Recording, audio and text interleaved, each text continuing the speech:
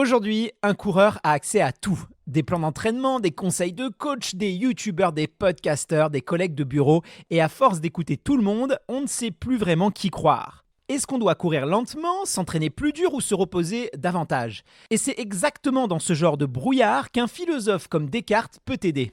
Il y a 400 ans, il a inventé une méthode redoutable pour remettre de l'ordre dans le chaos et avancer même dans l'incertitude. Dans cet épisode, je te révèle ces secrets que tu pourras appliquer à ton entraînement pour sortir du doute, retrouver une confiance en béton et avancer sereinement dans ta prépa. C'est parti!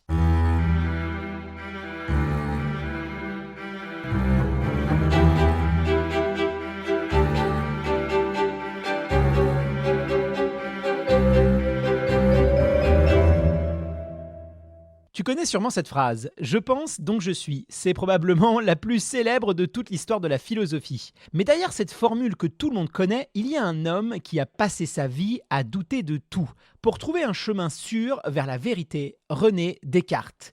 Et pour comprendre ce que René avait en tête, il faut l'imaginer au début du XVIIe siècle. Nous sommes en 1615 à Paris. C'est l'époque où la science moderne est en train de naître. Quelques années plus tôt, Copernic venait de bouleverser l'image du monde en affirmant que la Terre tourne autour du Soleil.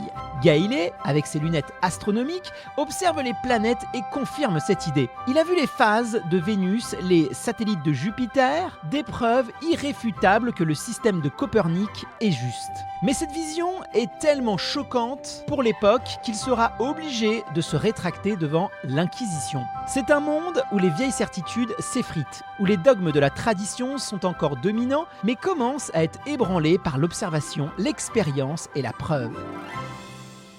C'est dans ce contexte que Descartes réfléchit. Il se dit: si les hommes ont pu se tromper sur quelque chose d'aussi évident que la place de la Terre dans l'univers, sur quoi d'autres se trompent-ils?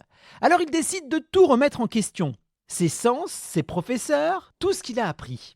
De ce doute radical naîtra en 1637 l'œuvre fondatrice de la pensée moderne, les discours de la méthode. Une véritable boîte à idées pensée clairement, étape par étape, pas pour détruire, mais pour reconstruire sur du solide. Un choc intellectuel dans un monde où penser par soi-même pouvait être dangereux. Mais grâce à ce doute méthodique, Descartes a ouvert la voie à une nouvelle façon de comprendre le monde, basée sur la raison, la méthode et la recherche des preuves.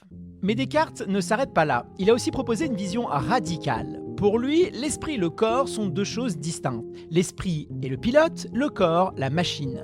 Et à l'époque, cette idée est une révolution. Elle ouvre la porte à l'idée que le corps peut être étudié, compris, optimisé comme un mécanisme. Et pour nous coureurs, c'est passionnant. Parce qu'aujourd'hui, on nous parle tout le temps d'unité corps-esprit, de pleine conscience, de flow.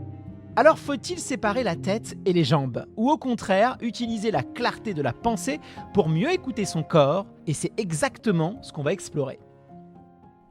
Je vais te révéler 4 grandes idées que René Descartes nous laisse et que nous pouvons appliquer à notre vie de coureur. Pas pour transformer notre entraînement en équation mathématique, mais pour remettre de l'ordre dans nos idées quand tout devient confus, quand tu ne sais plus si tu dois en faire plus, lever le pied ou changer de plan. Première idée, ne rien admettre pour vrai sans l'évidence. Si tu es coureur, c'est peut-être exactement ce dont tu as besoin. Parce qu'on vit dans une époque où on est bombardé d'informations en permanence. Ouvre Instagram et on te dit que si tu ne cours pas en zone 2, tu rates 80% de tes progrès. Tu swipes plus loin et une vidéo t'explique l'inverse. Oublie la zone 2, c'est un truc d'influenceur pour faire déculpabiliser. Fais du volume et du seuil, c'est ce qui marche. Sur YouTube, on te parle de VO2 max, de polarisation, de bi-quotidien, de lactate et t'as l'impression de passer à côté de quelque chose. Résultat, t'es perdu. Et c'est là que Descartes arrive avec son idée simple mais puissante. Et si tu doutais de tout ça, pas pour tout jeter, mais pour faire le tri et garder l'essentiel. Le doute, c'est le bouton reset. C'est pas du défaitisme, c'est pas de la paresse, c'est un ménage intellectuel.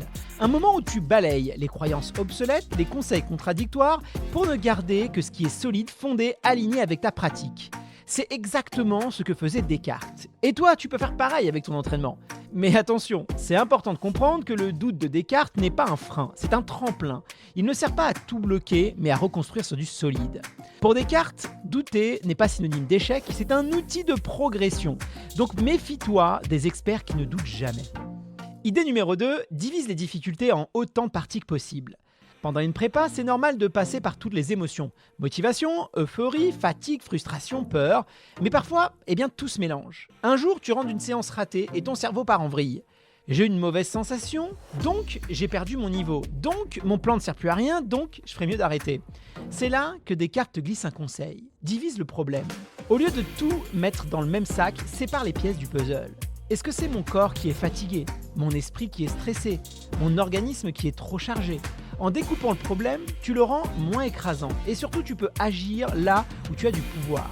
Adapter ton entraînement si ton corps est fatigué, travailler ta récupération mentale si c'est le stress, simplifier ton planning si c'est l'organisation. Diviser, c'est déjà commencer à résoudre.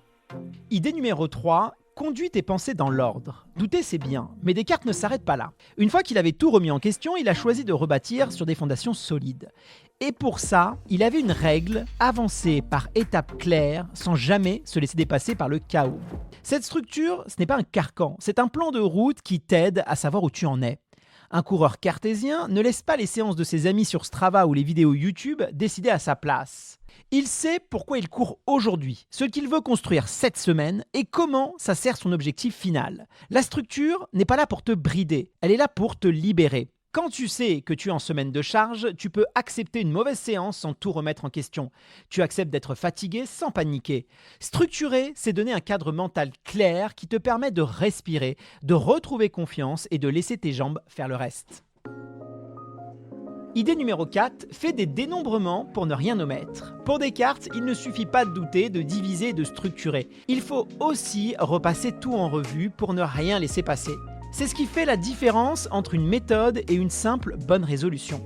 Pour nos coureurs, ça veut dire prendre un moment chaque semaine pour faire un check-up honnête. Demande-toi, qu'est-ce qui a bien fonctionné cette semaine? Qu'est-ce qui m'a fatigué plus que prévu? Qu'est-ce que je veux garder, ajuster ou laisser tomber? Cette révision régulière te protège de 2 pièges. T'entêter dans un plan qui ne te correspond plus ou changer de méthode au moindre coup de mou.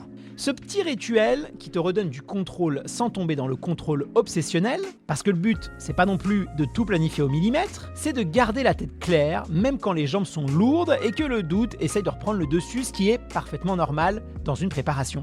Ces 4 enseignements de Descartes, c'est une vraie boîte à outils mentale, pour faire de ta tête un allié plutôt qu'un saboteur. Je ne sais pas si tu te souviens, mais au début de cet épisode, je te disais que ce qui était fascinant avec Descartes, c'est qu'il a séparé le corps et l'esprit. Pour lui, l'esprit, c'est ce qui pense, le corps, c'est ce qui agit. Cette idée, simple en apparence, a complètement transformé notre rapport au monde. On a commencé à voir le corps comme un objet qu'on peut mesurer, optimiser, réparer. Résultat, des progrès incroyables en médecine, en sciences et même dans l'entraînement sportif. Mais cette séparation, elle a aussi un prix. Elle nous a appris à regarder notre corps comme quelque chose d'extérieur à nous-mêmes, à le traiter comme un outil qu'il faut dompter, contrôler, parfois même malmener pour atteindre un objectif. Et si on est honnête, nous les coureurs, on le fait tout le temps. Regardez les expressions qu'on emploie. On parle de faire tourner la machine, de laisser le mental piloter quand les jambes lâchent, ou de pousser le corps dans ses retranchements. Comme si le corps était un cheval et l'esprit le cavalier. Et dans le sport de haut niveau, ça peut aller encore plus loin. Des chercheurs comme Gare et Goss l'ont observé. Les athlètes développent parfois une stratégie mentale pour se couper de leurs sensations comme la douleur, la fatigue ou même la faim. C'est ce qui leur permet de tenir une allure alors que tout crie « arrête ». Mais cette capacité a aussi un revers. À force de se détacher, on en vient à traiter son corps comme une machine qu'on doit dompter jusqu'à risquer de passer à côté de signaux importants. Certaines études récentes parlent même d'aliénation corporelle. L'athlète devient spectateur de son propre corps. Alors René Descartes nous donne un outil formidable, la capacité de mettre de l'ordre dans nos idées, de clarifier ce qu'on veut, mais il nous pose aussi une question. Et si tu traitais ton corps non pas comme un simple véhicule, mais comme un partenaire de dialogue? Car oui, notre corps n'est pas un outil de performance, c'est notre partenaire.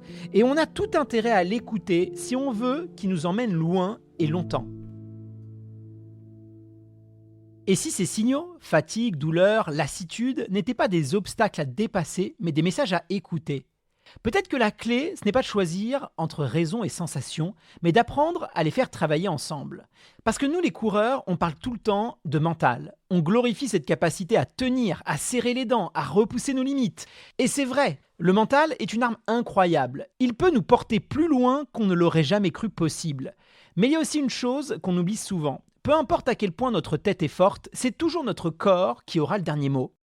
Tu peux avoir la volonté la plus puissante du monde, si ton corps est à bout, il te le fera payer, et souvent même très cher. C'est comme ça que naissent les blessures, le surentraînement, mais aussi le burn-out au travail ou l'épuisement parental. Parce qu'à force de vouloir donner à 200% dans ton sport, dans ton boulot, dans ta famille, tu finis par vider les batteries sans jamais les recharger. Alors peut-être que la vraie force mentale n'est pas de faire taire ton corps, mais de savoir l'écouter avant qu'il ne crie trop fort. De reconnaître que la fatigue n'est pas une faiblesse, que ralentir n'est pas renoncer, que parfois le plus courageux des choix, c'est celui de lever le pied avant qu'il ne soit trop tard. C'est ce que Descartes nous apprend, mettre de la clarté dans ce dialogue. Ne pas être ce cavalier qui tire sur les rênes et force son cheval à galoper jusqu'à l'épuisement, mais celui qui sait quand accélérer et quand le laisser souffler. Parce que la vraie force mentale, c'est pas d'ignorer les signaux de ton corps, c'est de les écouter avec bienveillance et de décider en conscience. Alors la prochaine fois que la fatigue, le doute ou la douleur pointe son nez à l'entraînement, ne te demande pas « est-ce que je suis assez fort mentalement ?» Demande-toi « qu'est-ce que mon corps est en train d'essayer de me dire ?» Parce que dans cette conversation entre ta tête et tes jambes, il n'y a pas un chef et un exécutant. Il y a deux partenaires. Et si tu apprends à les faire dialoguer, tu trouveras cet équilibre rare qui te permet de continuer longtemps et surtout de courir avec un maximum de plaisir. Et ça, c'est indispensable pour durer. Alors, on ne peut pas conclure cet épisode sans revenir sur cette citation de Descartes « Je pense, donc je suis ». Mais tu sais, contrairement à ce que beaucoup de gens pensent, cette phrase ne veut pas dire « je pense beaucoup, donc je vaux quelque chose » ni « je suis intelligent, donc j'existe ». Non, c'est bien plus simple et encore bien plus puissant que ça. C'est un point fixe. Je peux douter de tout, sauf du fait que je doute. Donc, je pense. Et si je pense, eh bien j'existe. C'est ce point solide qui lui a permis de tout reconstruire sur des bases claires. Et toi, coureur, tu peux t'en inspirer.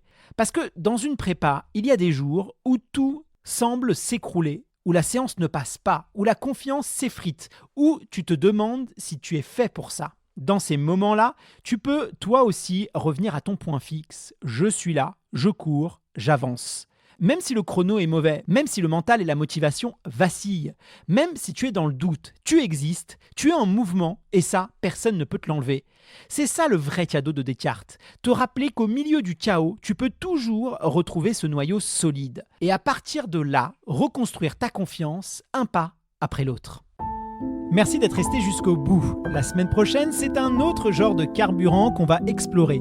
On parlera de joie. Et on va plonger dans la pensée d'un philosophe qui dit que le plaisir, le vrai, peut devenir la plus grande des forces mentales. Il s'appelle Spinoza. Et tu vas voir, il va te faire courir autrement. À la semaine prochaine.